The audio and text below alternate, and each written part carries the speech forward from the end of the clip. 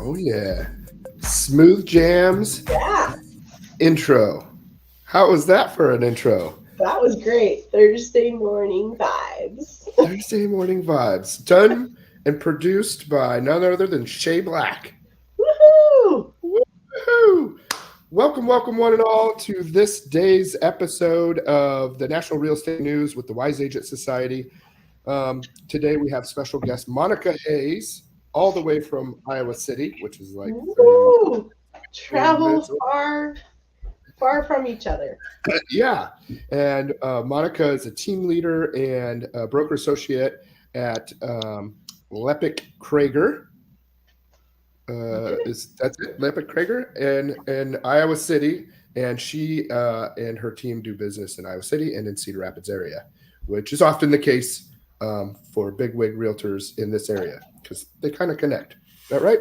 Yeah, 20 minutes apart. It's hard not to be in both markets when you have clients looking in both markets. So Makes total sense. Well, thank you and welcome to the show today.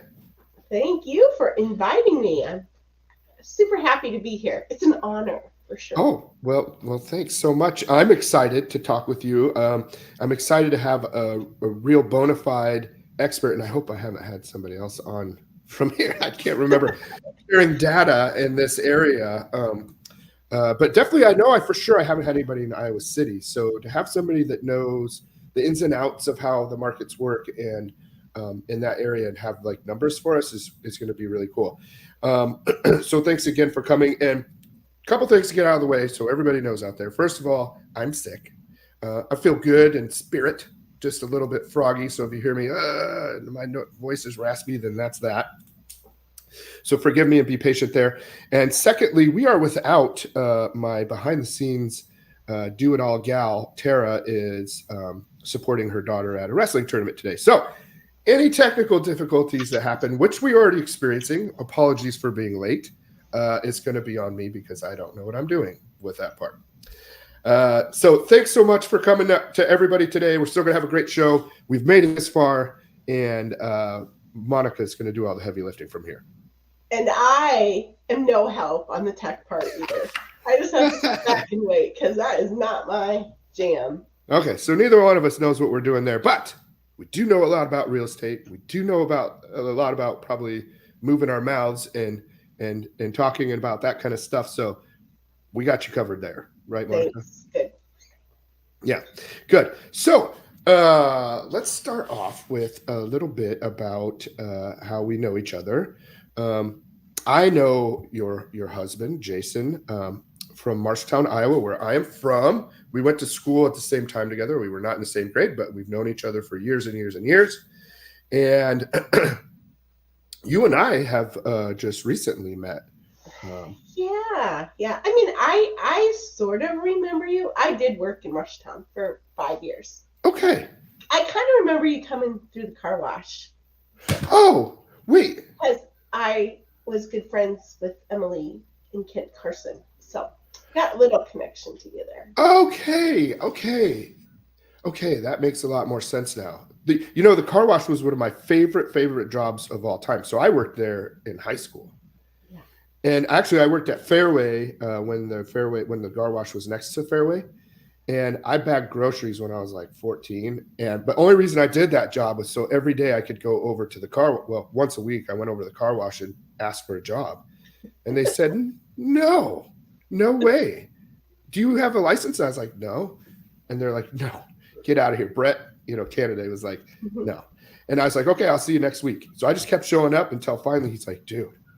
He's like, I'm going to give you a chance, but if you mess around one time, I'm going to fire you. I said, I won't mess around.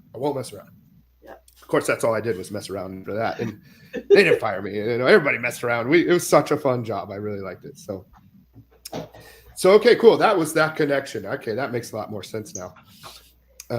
Because so you worked there and So yeah, before I sold real estate, I worked in hospice care for 15 years. So that's very cool. I started out at Iowa River Hospice in Marshalltown. That's my first job out of college as a social worker and grief coordinator. And then I moved to 2 other hospices after that, and then took it to change and moved to real estate. The last hospice I worked for, though, was more of a management growth opportunity, I guess, which sounds Okay. a little weird in hospice, but it taught me a lot about business, which was great because I Yeah. didn't know a ton about business before that, or how to even read a budget. So Yeah. it was good. Management is a tricky skill. So when you go from being an employee to running the show and the employees, you're running the employees, that's a totally different ballgame, which I did too in the restaurant business. Yeah, So yeah, good to get those skills however you can get them. yeah. But it's crazy to think how long ago that was now. I can remember starting in real estate, and it was just I felt like I was an expert in hospice care after 15 years, and then changing careers. And I now lived in an area where I basically knew nobody, Hmm. and starting a new business, which I didn't even realize at the moment was going to be an actual business, Right. Yep. and then just like going from being so wise to not really having a clue, but Yeah. it's a huge thing. How cool that you A, had the courage to do it, and B, have obviously done quite well at it. And I'm sure that wasn't like a straight line. I'm sure there was a lot of to get there. Yeah, Um, it was. so, I think it goes back to like taking what you've learned. Like my mhm, first year was a little rough. I started off, I had a person I had worked with in hospice care who started selling real estate about 3 years before me and needed some okay. help. And so I came on as an assistant to her, but like many people make the mistake of doing, she really needed an admin person, Hmm. not somebody to help her sell. And that became pretty apparent right away. And so, one, it gave me the guts to actually make the change. Otherwise, I probably would have never done it. Yeah. But then after a few short months, I had made the change and it was like, okay, now I gotta get real or what. So going Yeah. into winter, it was a long, cold winter. And What thank year goodness was for that? Jason. He was the best cheerleader ever. I was like, I am so sorry I did this to us, but Well, he Jason's helped, a good dude. push me through. Yep. Yeah. And what year was that then? 2012. 2012. Okay, so So that's when you 11 got. years ago. And where did you live when you started at that real In estate? North Liberty. So I Yeah. had So lived okay. in North Liberty for a few years before that, and just for a year, and really liked it. And then when I met Jason, he couldn't really move at that time, and then he sold his business, and we were able to make a move eventually, and so decided to end up back in the corridor, which was amazing. We'd always lived in other parts of Iowa, and it just felt like actually a whole different world, and Yeah. just had to start meeting as many people as I could. I think it's hard enough to get into this business when you have a good sphere and people to support you, but I really had very little of that, which is amazing that you made a go of it. But Yeah, no, I'm impressed for sure, and I know other people out there are too because that's not an easy task to do. And like I said, it shows that you have tremendous courage to do it anyway. You know what I mean, and to persevere and get out there and make it happen at all costs. So, kudos to you for that. thanks. Thanks. Yeah, and then like never dreamed I would have a team at all. Hmm. Like I did not set out for that.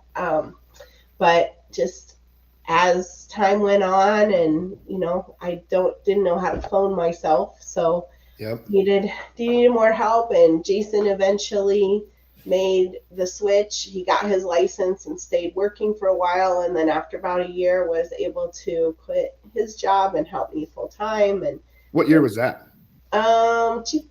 2015, I would Hmm. say. And about the same time, we brought on Jane, who is our transaction coordinator, and she's been with us the whole time. Cool. So for a long time, it was just the three of us. And then in 2020, I was at the point where I was really needing some better quality of life. Hmm.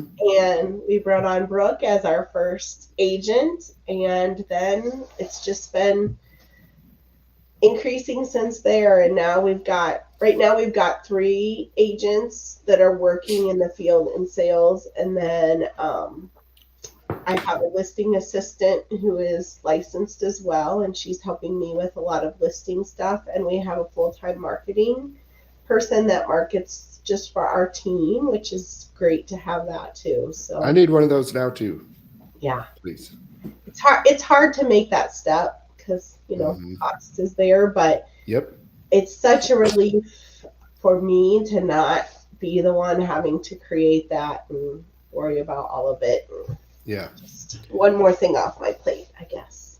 100%. Yeah. No, it's all about leverage and Yeah. doing that in the right order and making all that work. So very cool. And so your team is continually growing. Are you hiring right now by Of chance? course, yeah, yeah. Okay. We're really looking to grow our team in Cedar Rapids. We have Okay. a lot of referrals up there that we just don't always have the manpower for, and we're Hmm. really starting to kind of change. We're having this culture change, I guess, with our team from, hey, we're just here because Monica was crazy busy to help her, to becoming just a real team of empowerment and Mm. accountability, I guess. Hmm. And, when you talk about people starting in the real estate business and the way that brokerages are today, Hmm.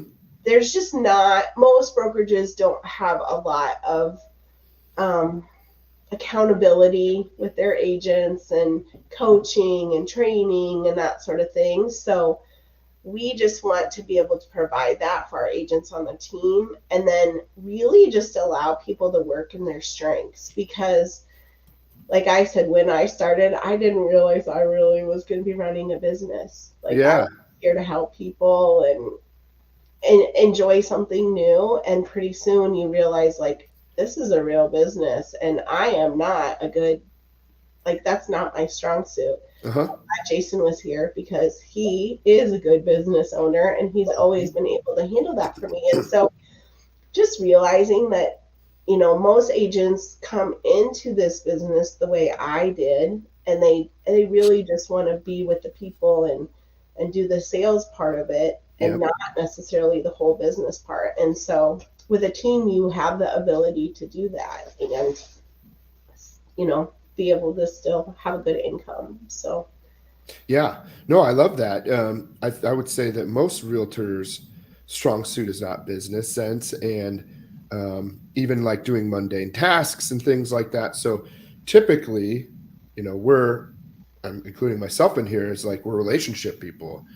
We enjoy building relationships with people and talking and helping people achieve their goals and all that stuff.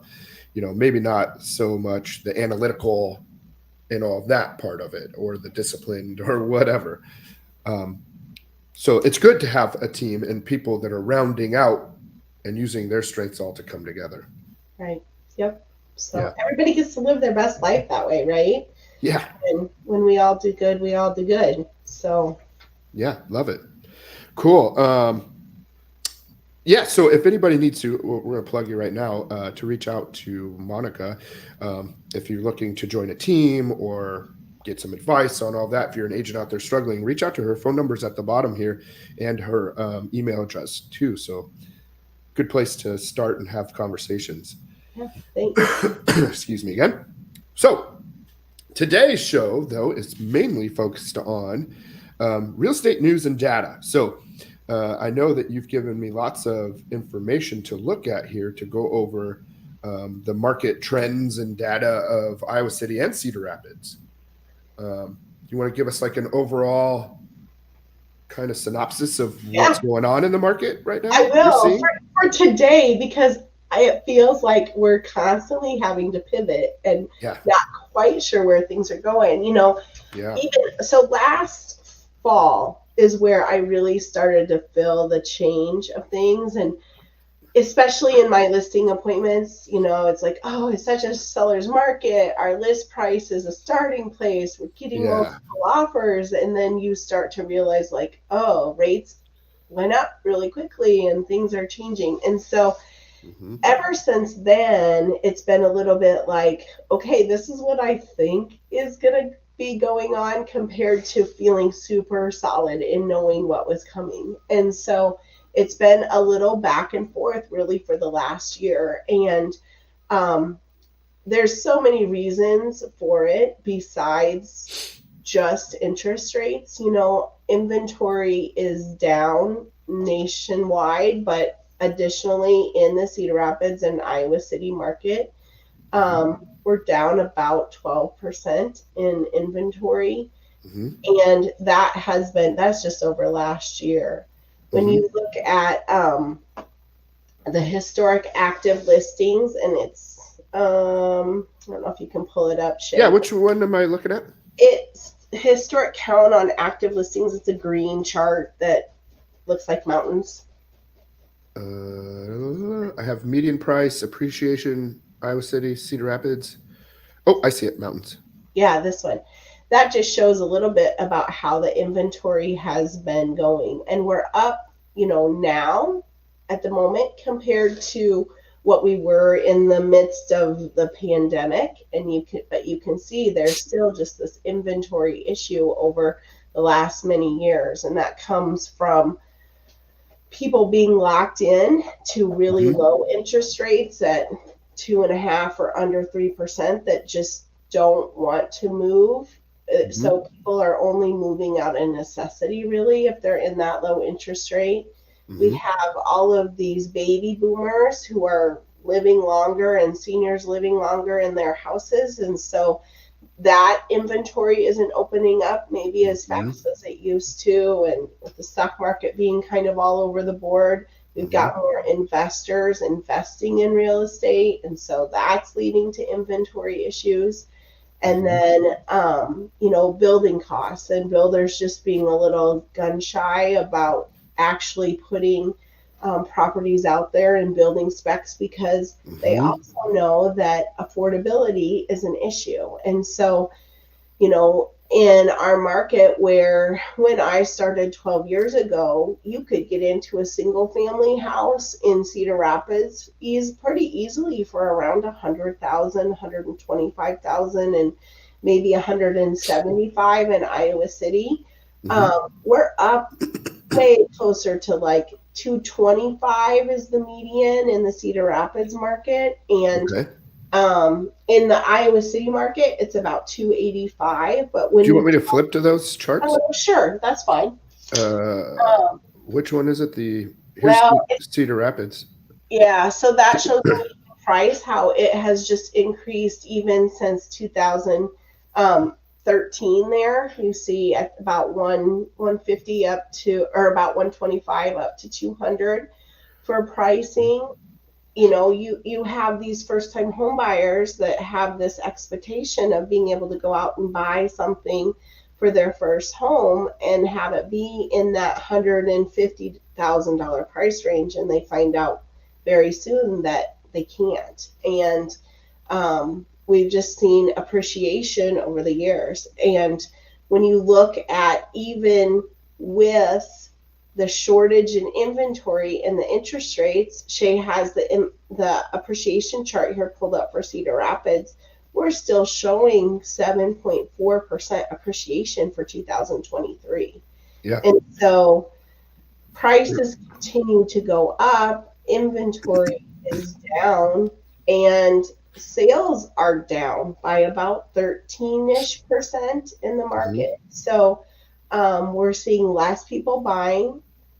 Groceries and gas and just other costs are playing into that as well, especially in that first time home buyer range. And when you have people locked in at 2.5 to 3%, it's those properties that aren't opening up as those people go to the next level. That's also an inventory issue. So when do you want me to flip to the Iowa City one too? Yeah, that would be great. So see the difference there. It's appreciated more. It has, except this year's been slower than Iowa City. And so you mean Cedar Rapids? Cedar Rapids is a little bit more steady year over year, but the last couple years in Iowa City, we have seen just a huge amount of appreciation. And a lot of that comes with the new construction too. So Yeah. we're on average, you can see 3.9% there for or for Iowa City, and I think Cedar Rapids is at 3.6 maybe. Go back a second. Oh, 3.3. 3.3. So overall, you have a greater appreciation in the Iowa City area than Cedar Rapids, but Cedar Rapids has really made an increase over the last several years. And that's on average. And of course, in the last couple of years, it's been freak appreciation, and that's across the nation. Everyone I talk to, and when we look at this data, so it's not even really a fair representation what happened the last like 3 years compared to historically. Yeah. So these 3% numbers are actually quite right, quite accurate for historical. Yep. And a couple of things go with, well, when interest rates were at 3% to 4%, everybody was buying. Mm-hmm.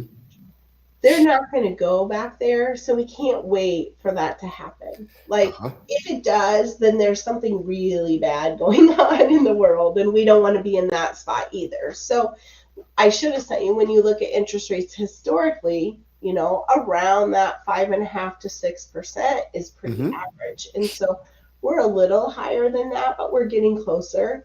Yeah, it's coming down right now. We were around 8. Today we're around 6.5. So you really want to take advantage of those times when they're at 6.5 and be able to move. And really, even at 8, if it's the right house, go for it. Because when you look at this appreciation, if you keep waiting, it's going to end up costing you more anyway.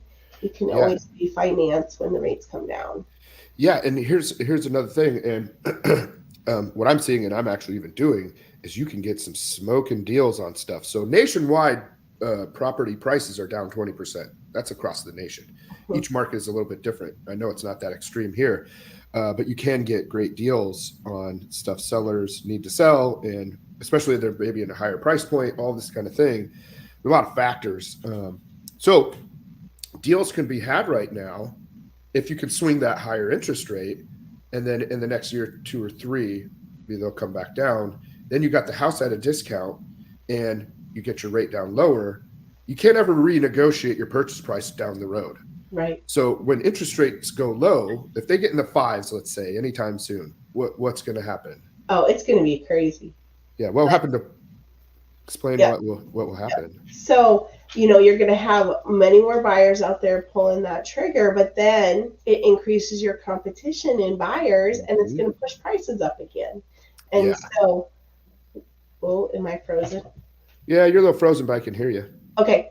So when we start to see that competition and the prices go up, there's not anything that's really happening to suddenly have a whole increase in inventory, that it's just going to keep pushing the prices. And so you want to worry more about what that appreciation and increase in price is into the future than what the interest rate is right now.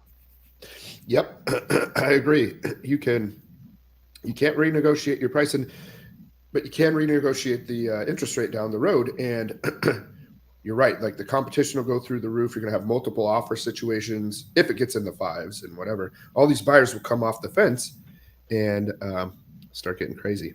I'm going to try to fix you here, so hang on one sec, okay?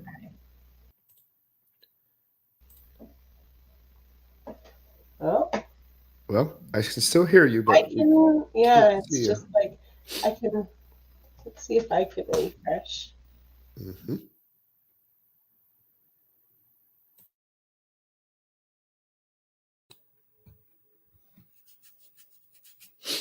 She's coming back, y'all. I promise. Hang tight. So we've talked about this a lot of times in the past, about when we have when the prices do get low and the inventory is so low, when the interest rates get lower, it's going to be a mad rush to buy all the houses.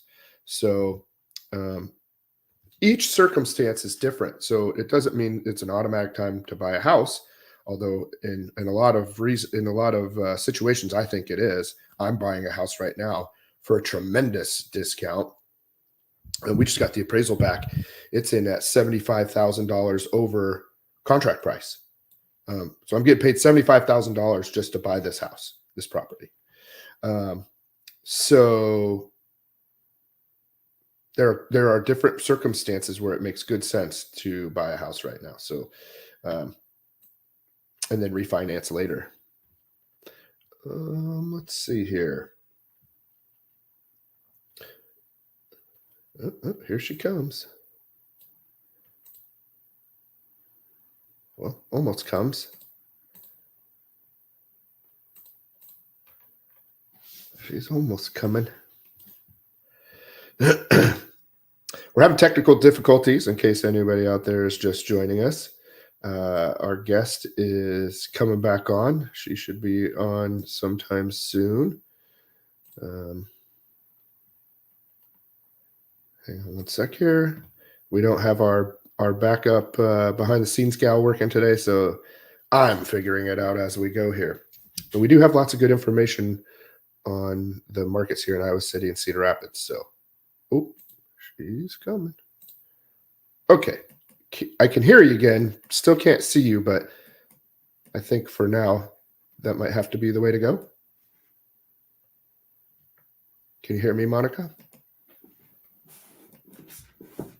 Monica.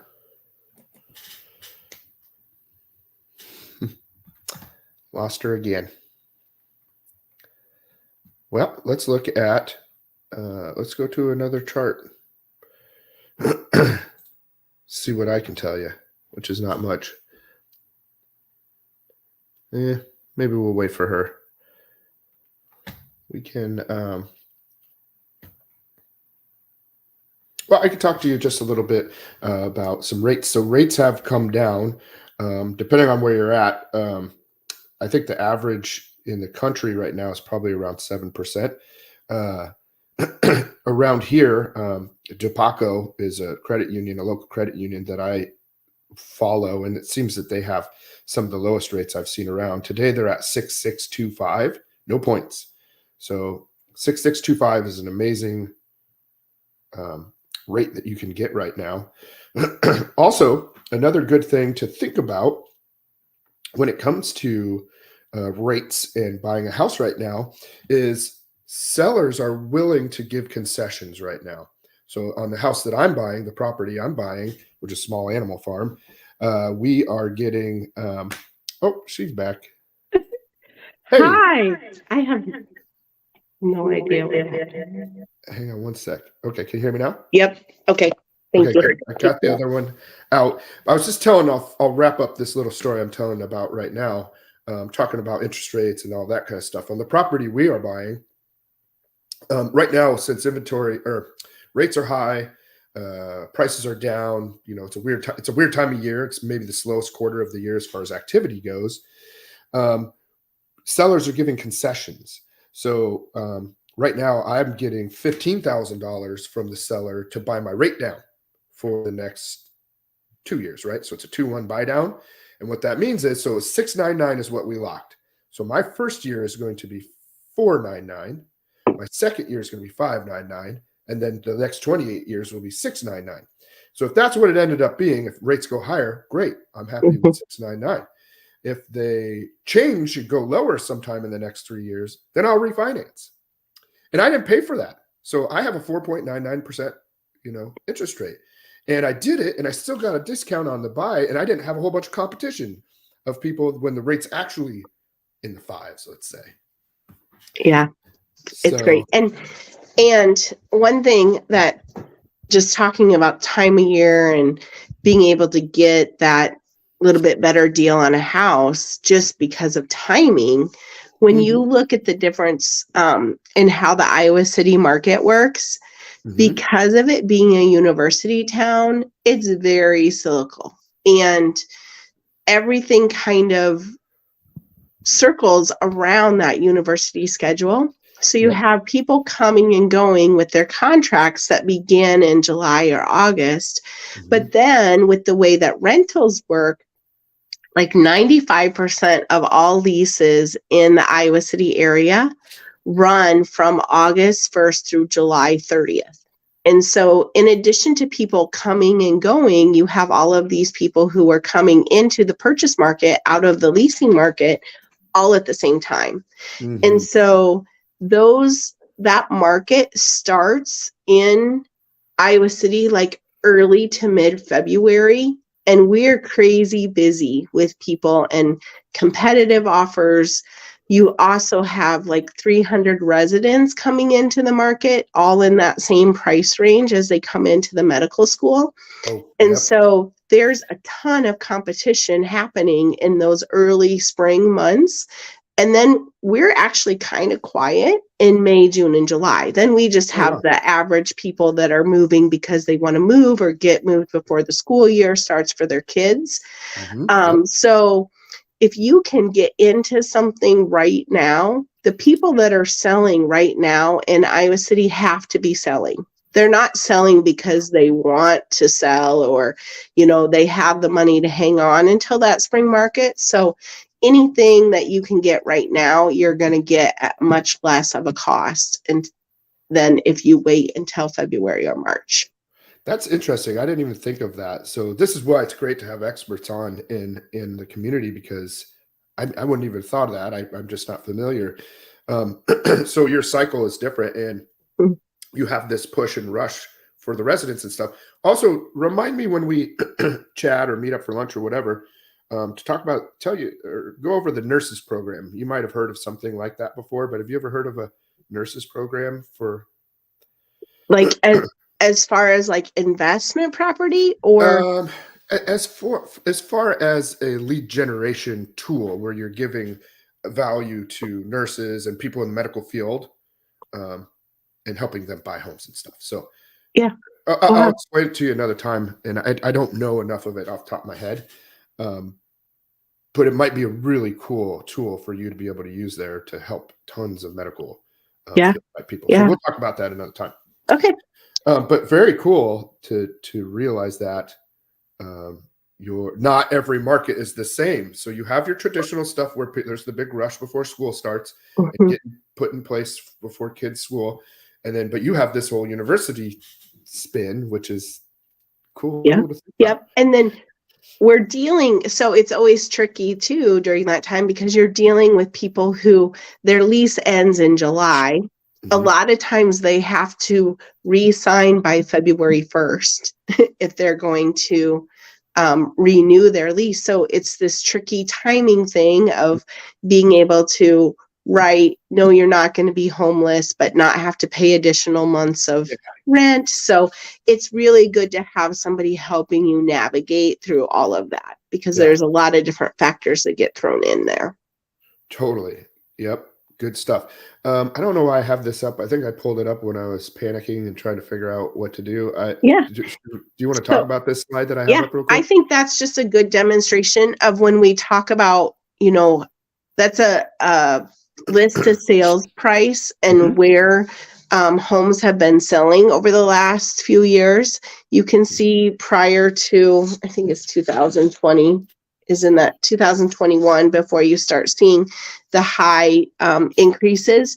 That's when Mhm. you could get some negotiation going on between sellers and buyers, and things were still selling at about 98% of Mhm. the asking price. But then you see from 2021 to 22, it was very common for people to be paying above asking price. And we were at about 101.5% Mhm. above asking price on average for things. And then you can see as interest rates went down, this is where we get went up. This is where we get the negotiating ability again. And Yep.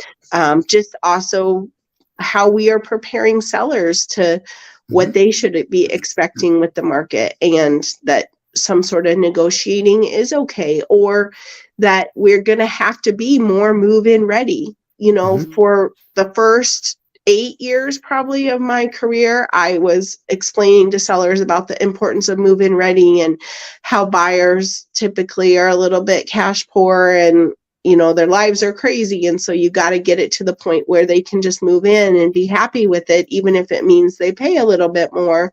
rather than come up with the time and money to do that afterwards. And then once 2021 hit, it was sort of like, Yeah. they'll give you their firstborn children too. We don't Just need put to it get it. on. You don't even have to clean up. Yeah.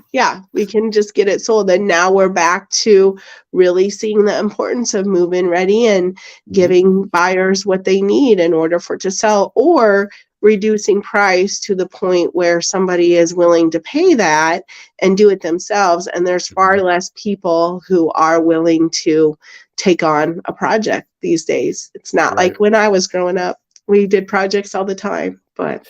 Yeah. That brings up another good point.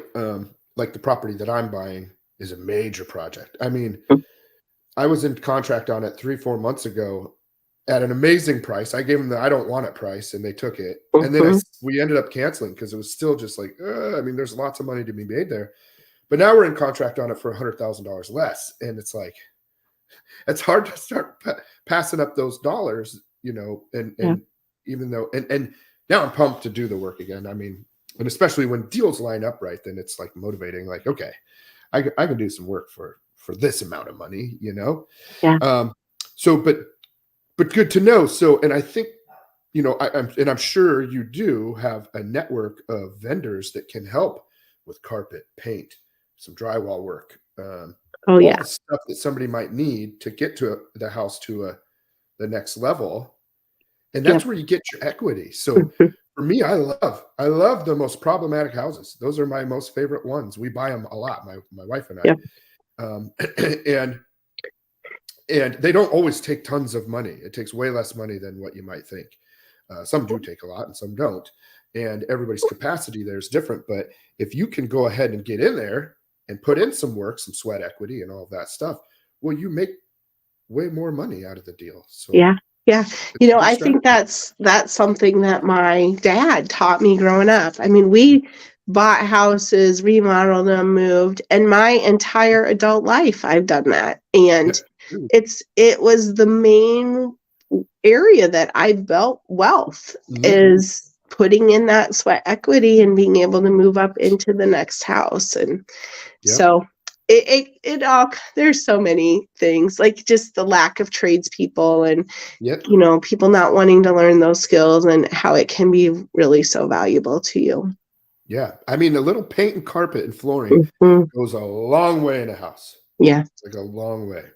So cool. So we see the list of price ratios there. And that just demonstrates that, especially with the market as it is now, there's some negotiation room.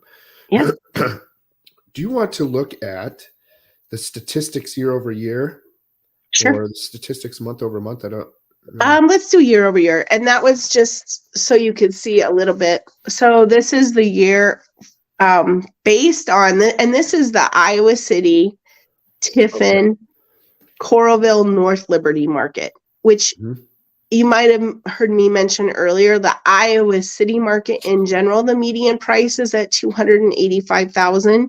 But when you look at that, what those stats pull market wise, you're looking at small towns like West Branch and Williamsburg and Hills and Washington. So it pulls things down a little bit. If you're looking at what people would call the Iowa City area, these four towns really make that up. And we have a median price of $308,000 right now, which is up 11.7% over last October. So again, seeing that increase in price. But when we look at 128 sales, that is down 13.5%. So far less home selling. There was another, you can see it here by listing price. We've seen increase in the number of active listings in that $300,000 to $450,000 range over the last few years. And, most of that is not new construction because we don't have near as many basements being dug as we did. When I was looking at Tiffin stats just specifically the other day for this, because it is the fastest growing community around here, it was down 33%, which tells you that there is far less new construction going on in Tiffin right now. Yeah, and you brought it up earlier that these builders are gun shy, and that's a national problem. They've been gun shy since the recession. So when all that stuff blew up, they said, okay, because they got stuck holding so many, thousands and thousands of homes of inventory so then now they don't want to do spec homes, which spec homes are speculation homes, meaning like you're building them in anticipation that somebody's going to buy them because of the market. And they're just not doing that now. So it's like now you say, hey, I'm going to buy a house, then they'll start building it. So you get them some money and they get going. But what I've said before is like they could triple building for 5 years straight across the country, and they wouldn't even come close to catching up. Yep. So what that means is long term, it's buy a house now, because soon there won't be houses to buy, especially with BlackRock and Blackstone and all the big black corporations buying everything up. They're saying that soon it'll be 40%. I think in 24, 25, something like that. 40% of buyers are going to be big buyers. Corporations. Yeah. I mean, buyers, yeah.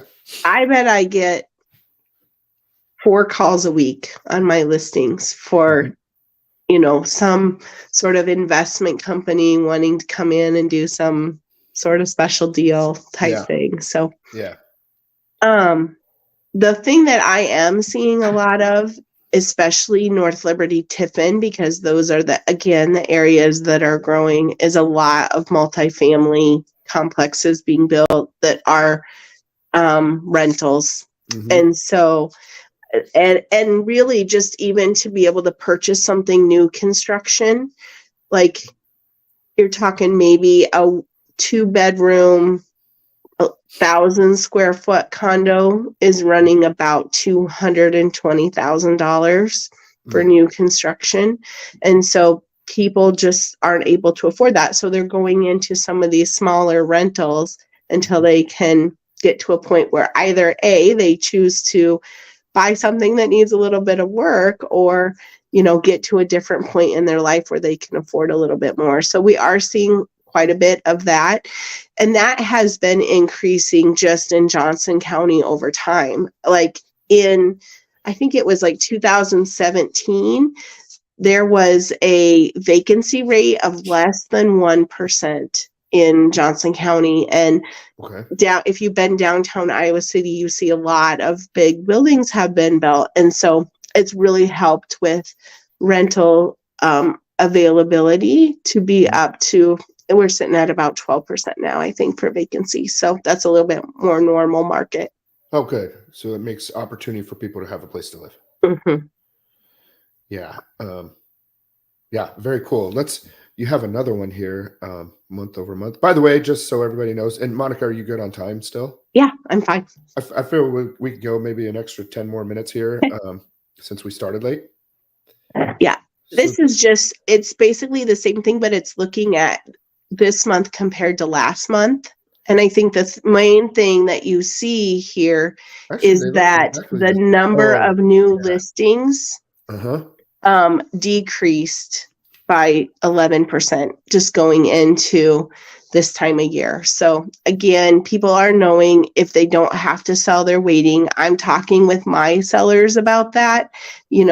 Let's wait till February, March if you're able to.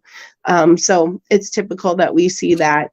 And then there has been some increase in closings this month compared to last month as well. We're up about 1% over last month, but still year over year down 13.5%. So just shows that it's winter market, I guess. And but again, I think the moral of the story is if you're looking to buy, now is the time, because it's when you're going to get the best value on something instead of waiting till after the holidays.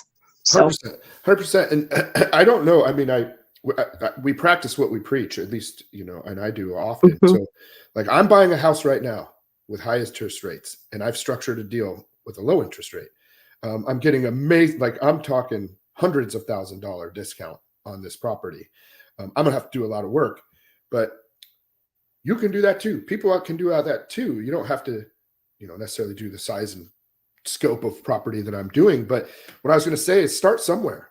It doesn't have to be your dream home. This is not going to be our dream home. This is our 21st move for my wife and I in 16 years being married. Now, I also know that that's not normal, but we find opportunities and we go and we buy them and we do them. And sometimes we don't even plan to move, but we know ourselves well enough that we know that we probably will move.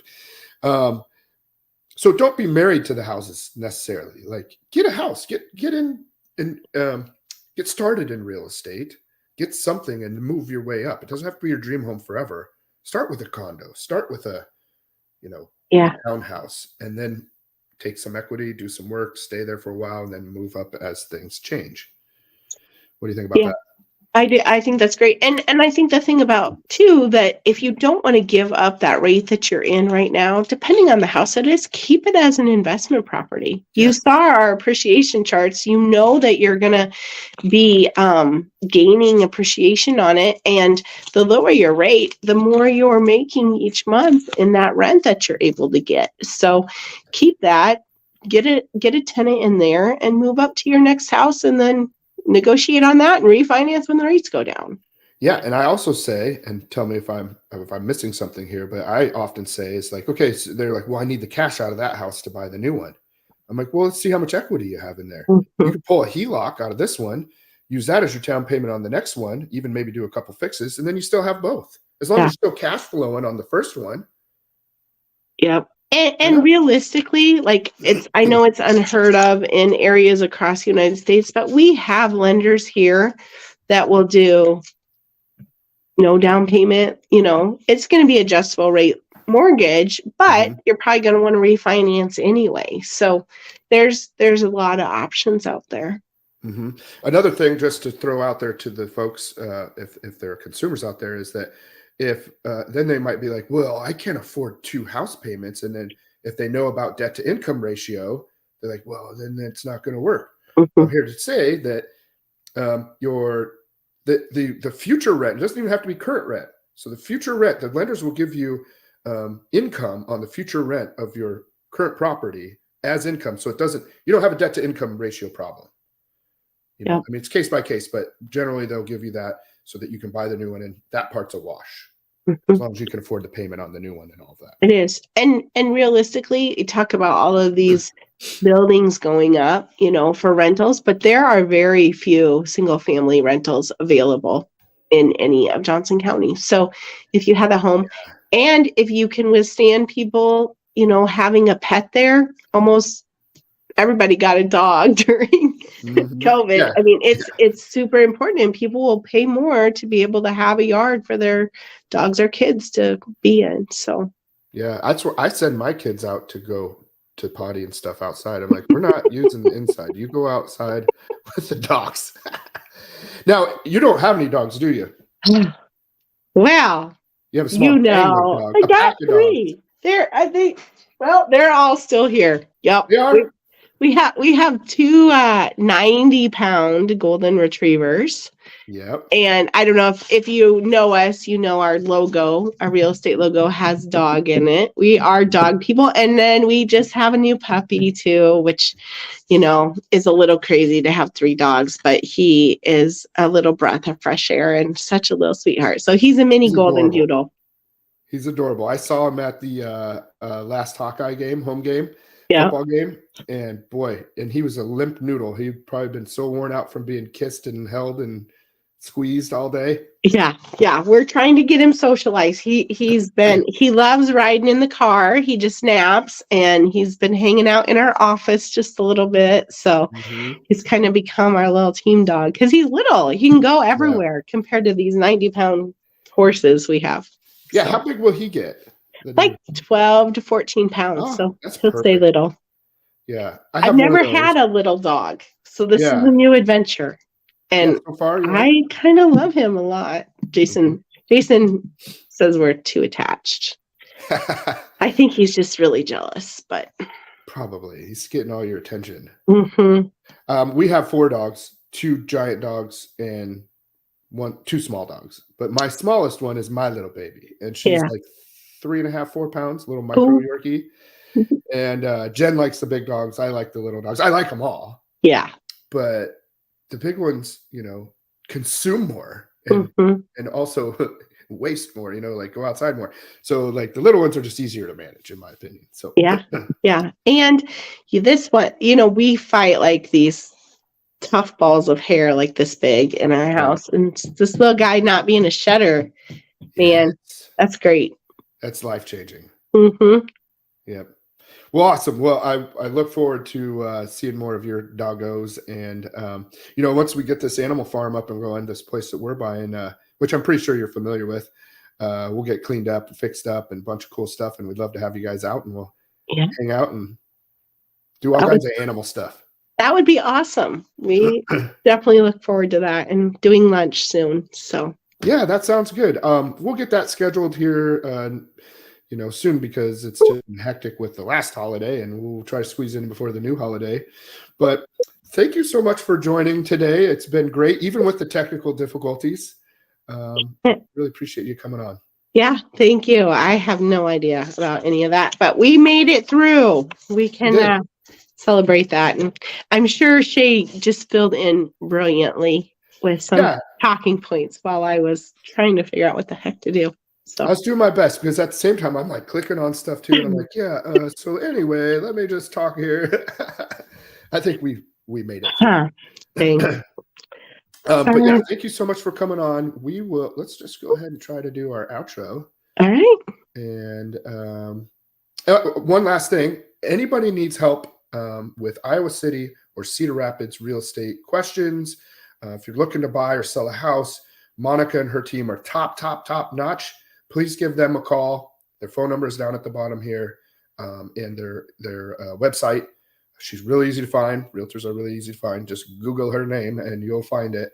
But I'm sure, and I always say this, I like to volunteer for my people on my show, is that even if you just have questions, there's no obligation. Monica's here to help you with any questions. If you're an agent and you want to learn more about doing better that way, or if you're a client and you want to buy or sell houses, Monica's happy to ask questions.